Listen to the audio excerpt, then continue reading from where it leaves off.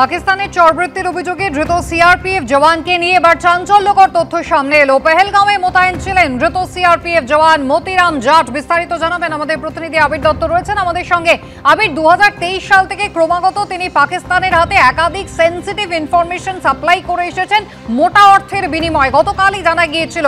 কোথায় মোতায়েন ছিলেন, কিভাবে তার খোঁজ পেল এনআইএ?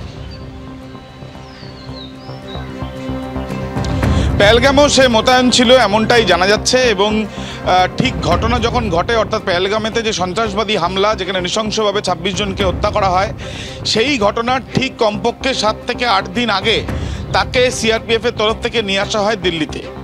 এবং যেটা এর আগেই এনআইএর তরফ থেকে জানানো হয়েছে, এই যে মতিরাম জাট যাকে গ্রেপ্তার করা হয়েছে এএসআই র্যাঙ্কের সে সিআরপিএফের, তার বিরুদ্ধে অভিযোগ হচ্ছে যে 2023 সাল থেকে এখনো পর্যন্ত বেশ কয়েকবার পাকিস্তানের ইন্টেলিজেন্স অফিসার বা আইএসআই এর যারা রয়েছে তাদেরকে তথ্য পাচার করেছে।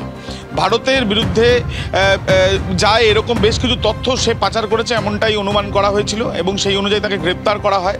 মুনাফার পেয়ে সেই তথ্যগুলো পাচার করেছে বলে জানা যায়। তার সোশ্যাল মিডিয়ার বেশ কিছু অ্যাক্টিভিটি বা সোশ্যাল মিডিয়াতে সে যে বিভিন্ন রকম পোস্ট করেছে বা তার সোশ্যাল মিডিয়ার যে বিভিন্ন রকম অ্যাক্টিভিটিস, সেগুলো খতিয়ে দেখার পরে আরও নিশ্চিত হতে পেরেছেন তদন্তকারীরা।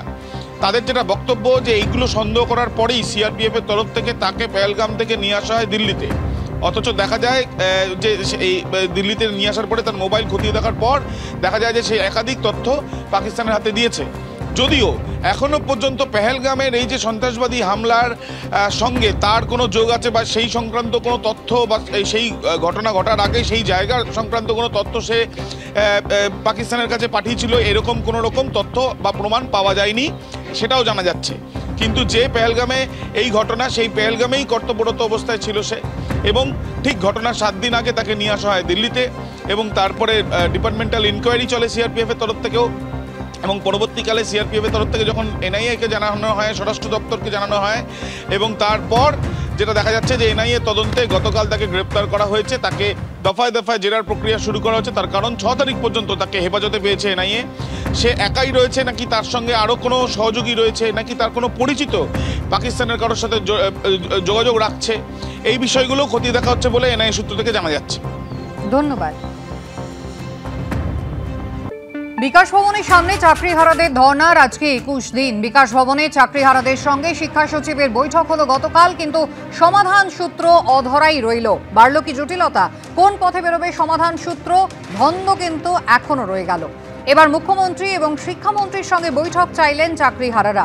কবে রিভিউ পিটিশন হবে? নিশ্চয়তা নেই সরকারের কাছে। রাজ্য সরকার সুপ্রিম কোর্টের নির্দেশ মানতে বাধ্য জানিয়েছেন শিক্ষা সচিব, এমনটাই দাবি করলেন চাকরিহারারা। পরীক্ষায় বসতে নারাজ তারা, যা হবে আইনজ্ঞের পরামর্শ মেনে, খবর সরকারি সূত্রে। অসন্তুষ্ট চাকরিহারারা আন্দোলনকে দিল্লিমুখী করার পরিকল্পনা তাদের।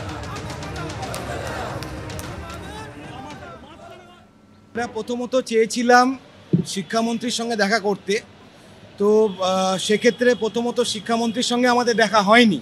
যে প্রশ্নগুলো আমাদের ছিল সেগুলোর সব উত্তর ওনাদের কাছে ছিল না। সেটা হয়তো যদি শিক্ষামন্ত্রী থাকতেন তাহলে হয়তো 100% আমরা স্যাটিসফাইড হতে পারতাম বা একটু বেশি হতে পারতাম। ওনারা সমস্ত বিষয় আমাদেরকে স্যাটিসফাই করতে পারেননি। মুখ্যমন্ত্রীকে আমরা বলতে চাই যে ম্যাডাম, আপনি রাজধর্ম পালন করুন।